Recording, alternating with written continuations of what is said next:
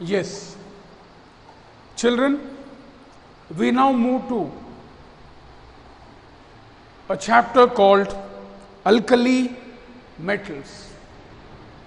First, what are alkali metals?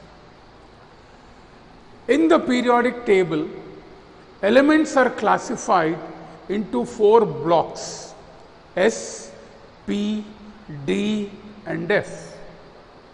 Now, S block elements include elements of groups 1A and 2A or modern 1 and 2. These elements of group 1A are called alkali metals.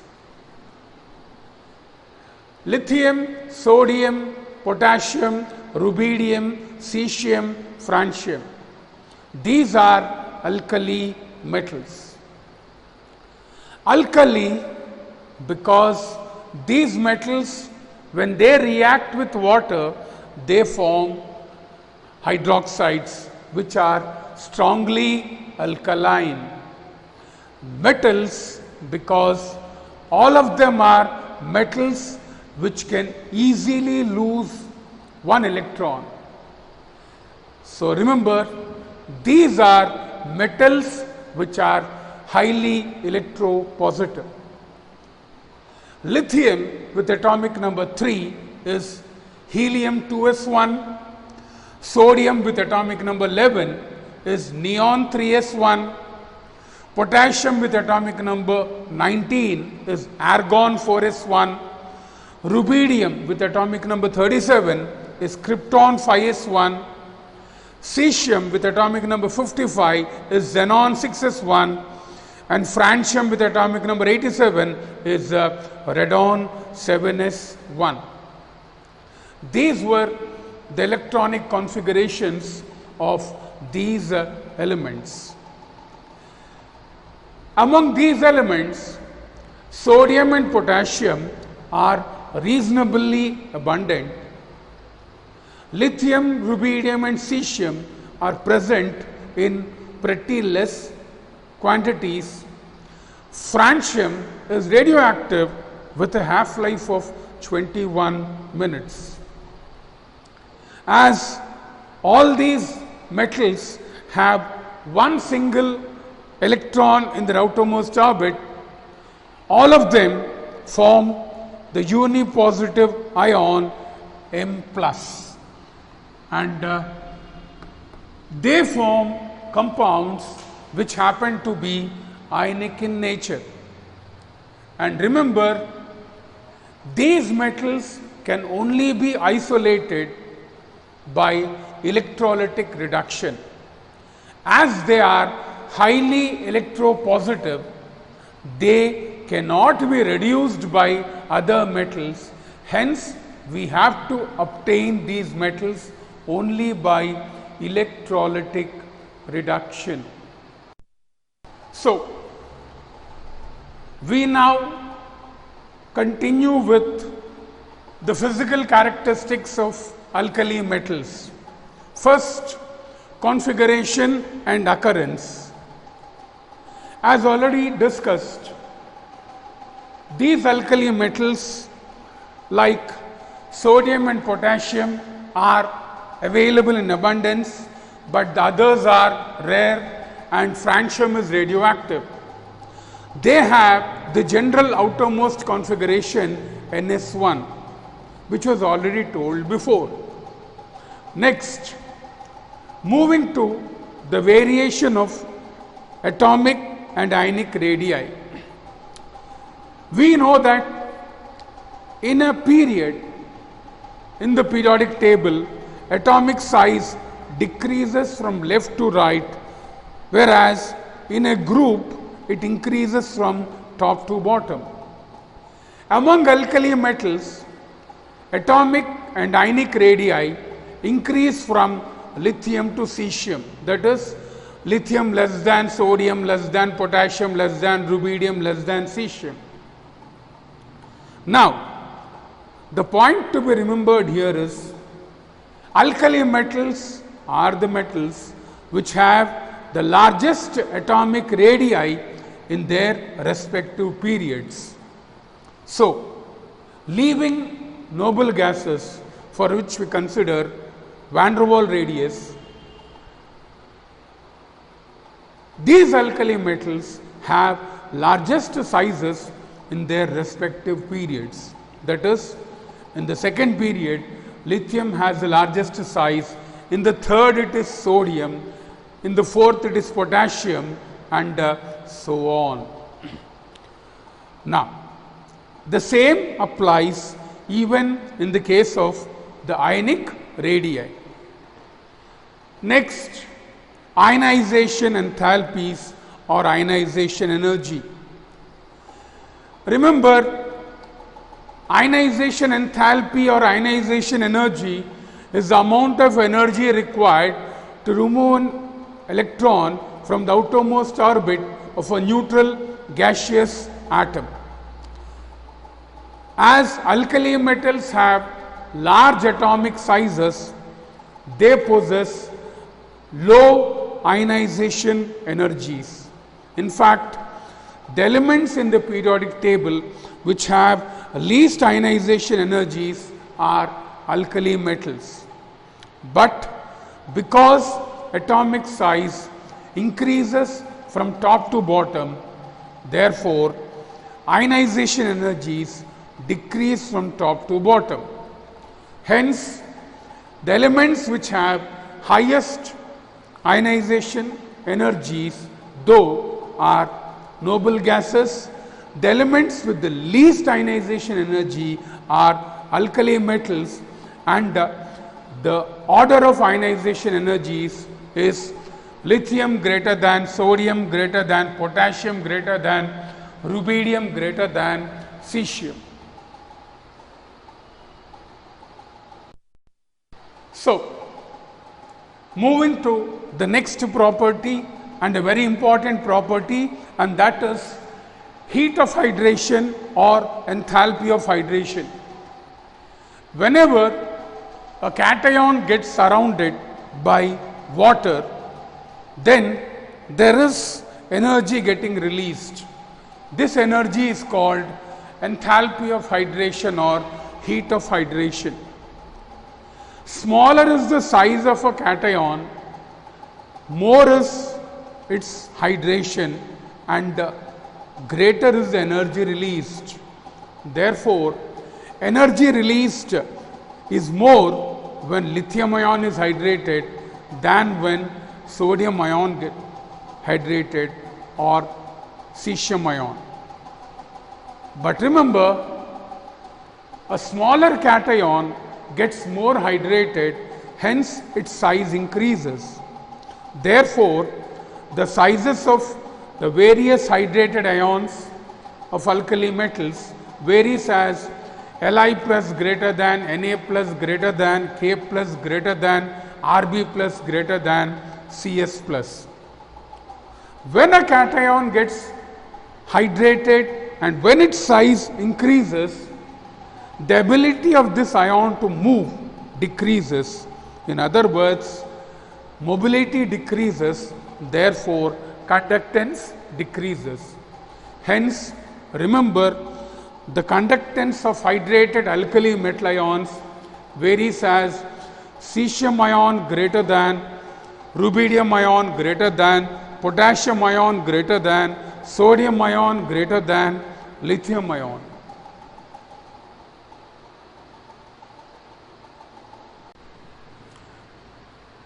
Okay, children, in the previous part, we have seen the general properties of elements of group 1A, where we have seen properties like electronic configuration, occurrence, then we have seen radii, then ionization energy, etc. We now come to the remaining properties. So, before moving ahead, let's again recollect what we have seen for hydration energy. Remember, Hydration energy is the amount of energy released when an ion gets hydrated. That is, when a positive ion gets surrounded by water, it releases energy. Smaller is the size of the ion, greater is the energy released. So, we have seen that heat of hydration decreases from lithium to cesium. Also, I told you, smaller the ion, greater is the ability to get hydrated, hence larger is the size. Therefore, hydrated lithium ion has a larger size as compared to hydrated cesium ion. Also, I was telling you that when the size of the ion increases in the hydrated state, its mobility, that is ability to conduct, also will decrease. Hence, the order is cesium ion greater than rubidium ion, greater than potassium ion, greater than sodium ion, greater than lithium ion. Now, coming now to the other properties. Density. In general, on moving from lithium to cesium, the density increases. The reason for that is, as we move down, mass increases, but the increase in the radii is less. But then we see a reversal from sodium to potassium. So, from sodium to potassium, instead of an increase, we see a decrease. This unusual behavior is because in the case of potassium, the increase in size is more than the increase in mass. So, as the increase in size is more, density is found to decrease from sodium to potassium. Then, coming now to the next property, and that is color. Children, this is actually called the flame test. In the flame test, the alkali metal salt is dipped in a little amount of an acid like HCl, and a glass rod is dipped in it, and it is put over the Bunsen burner flame. Depending upon the frequency of light that it absorbs, it gives away a color which is complementary of the color that it absorbs. This is called the flame test. So, in the flame test, lithium gives crimson red, sodium gives golden yellow, potassium gives violet, rubidium is reddish violet, and cesium is blue or bluish violet. These are the different colors which are given by the alkali metals or their salts in the flame test. Coming to the last of the general properties, and that is melting and boiling points. The melting and boiling point of any element, that is a metal in particular, depends upon the strength of the metallic bond. In the case of alkali metals, because there is only one valence electron, the strength of the metallic bond is very weak. Hence, we see that these metals have relatively low melting and boiling points, and we observe that melting and boiling points are found to decrease from top to bottom due to the weakening of the metallic bond. In other words, it is lithium which will have the highest melting and boiling point.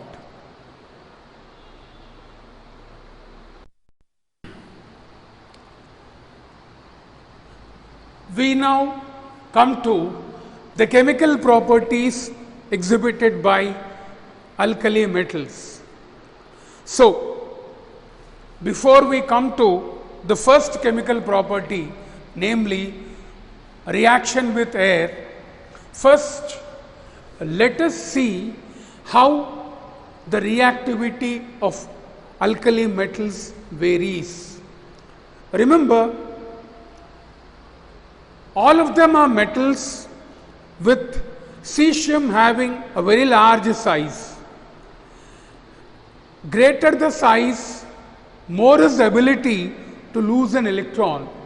Hence, the reactivity of alkali metals varies as lithium less than sodium, less than potassium, less than rubidium, less than cesium.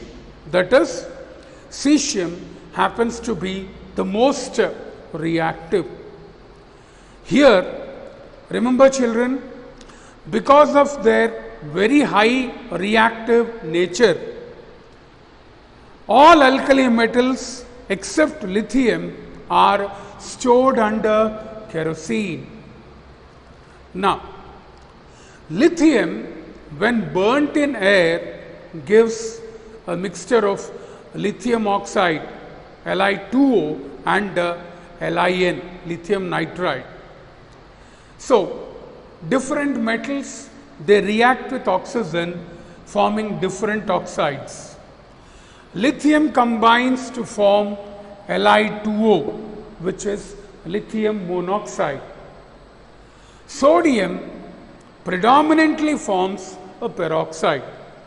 Now remember here, sodium with limited supply of oxygen forms a monoxide, and sodium with excess of oxygen forms a peroxide.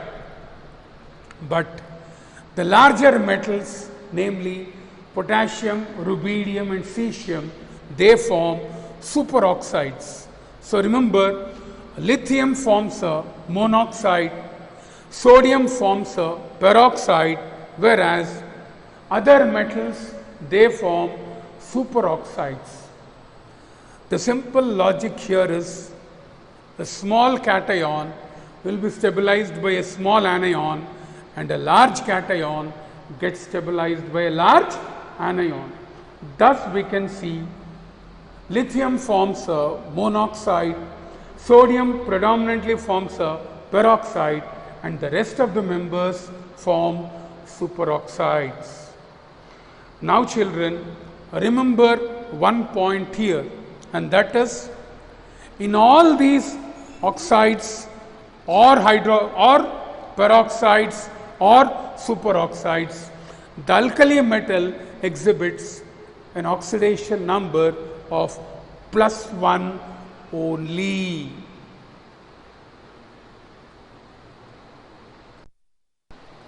So,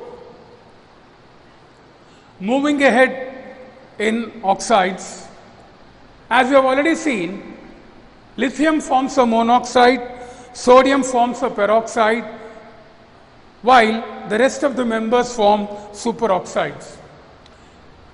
Remember here, these oxides, when they are made to react with water, they form hydroxides. Now, among lithium and cesium, lithium is less metallic and cesium is more metallic. Hence, CS2O is highly basic, whereas Li2O is least basic. Therefore, remember, the basic nature of alkali monoxides varies as Li2O less than, Na2O less than, K2O less than, Rb2O less than, CS2O. The solubility of these oxides and hydroxides in water also follows the same order. That is, it is least for lithium oxide and maximum in the case of cesium oxide. Now, when we look at the stability of peroxides and superoxides, I was telling you a small anion gets stabilized by a a small cation gets stabilized by a small anion. So, if you look at the stability of peroxides and superoxides is found to increase when you move down the group. That is, Na2O2 less than K2O2 less than Rb2O2 less than CS2O2. And in the case of superoxides, it is KO2 less than RbO2 less than CSO2. So, whether it is a peroxide or it's a superoxide, we see that it is cesium which happens to be most stable.